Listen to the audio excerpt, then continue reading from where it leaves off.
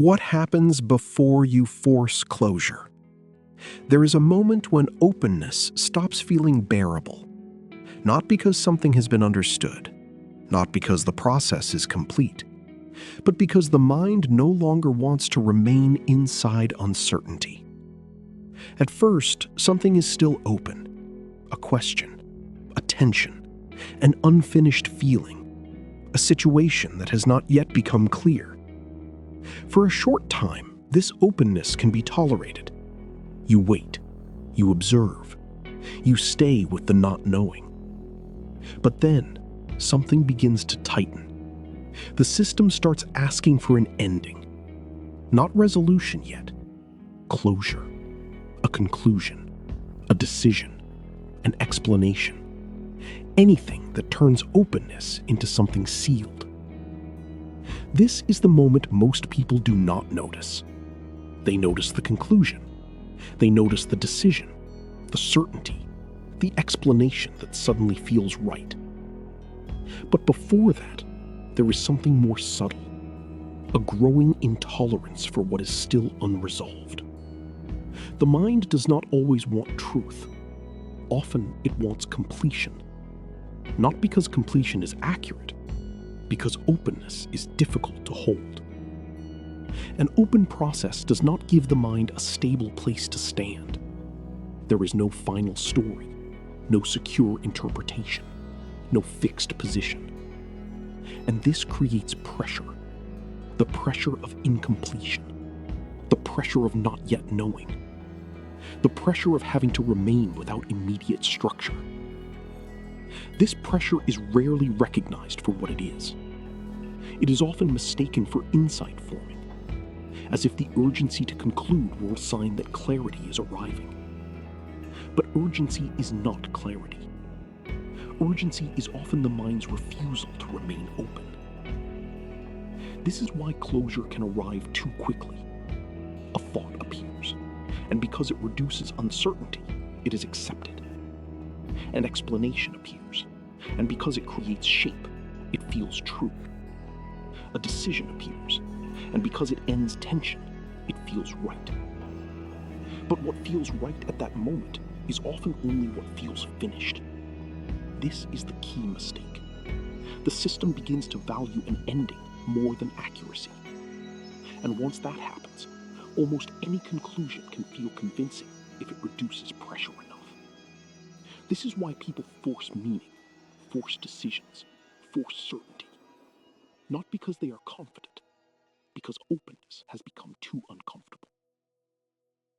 This can happen internally. A feeling appears, but before it can unfold, the mind names it too quickly. A question appears, but before it deepens, the mind answers it too quickly.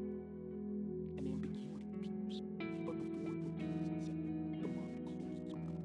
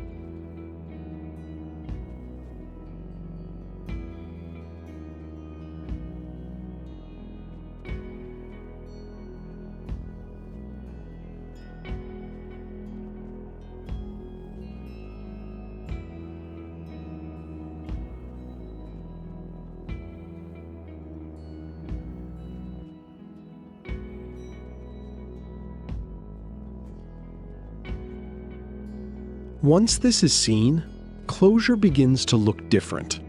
Not like wisdom, like compression. Something open is being pressed into a shape before it is ready. A feeling is turned into a conclusion. A tension is turned into a story. An uncertainty is turned into a position. And all of this happens for the same reason. The The system wants relief from openness. It wants a place to stand. It wants to stop the inner movement of not yet knowing.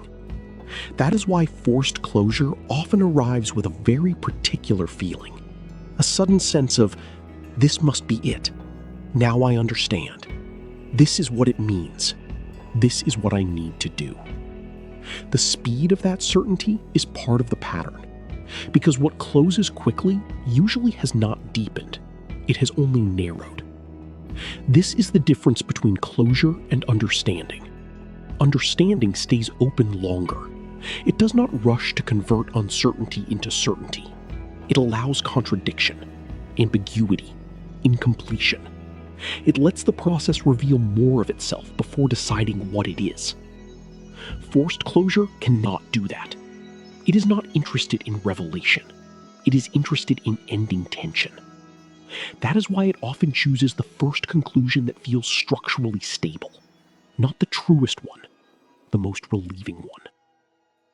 This happens everywhere. In relationships, you decide what someone meant before the situation has unfolded. In self-perception, you decide what a feeling says about who you are before it has even passed.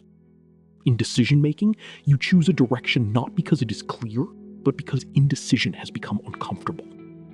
The mind says, at least now I know. But very often, what it really means is, at least now I no longer have to remain open.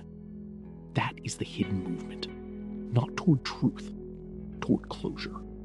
Once that movement is visible, something important changes. You stop trusting every fast conclusion that brings relief. You begin to ask a quieter question. Did this become clear, or did it only become closed? That question matters, because clarity has a different quality. It does not arrive like pressure being released. It arrives with less urgency, less force, less need to finalize. Forced closure always has a tightening in it, a narrowing, a hardening, a quick organization around one meaning. And when that tightening is noticed, you do not have to fight it. You do not have to force openness as a new rule.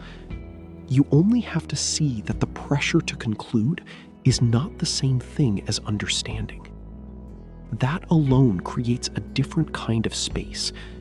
The space before a conclusion hardens around what is still alive. That space matters, because while something is still alive, it is still revealing itself, still changing, still unfolding, still more than the mind has already decided. Forced closure ends that process. Observation allows it to continue. This does not mean you stay open forever. It means you stop closing simply because openness became difficult. You let the tension of incompletion remain for one moment longer, long enough to see whether something is actually complete or only being ended. That difference is subtle, but once it is felt, the mind becomes less eager to seal everything before it has matured, less eager to convert pressure into certainty, less eager to mistake an ending for truth. And in that slowing, something more honest appears. Not confusion, not final certainty, a clearer relationship with what is still unfinished. That is where openness stops feeling like a threat and starts becoming a form of precision. This is inner cognition.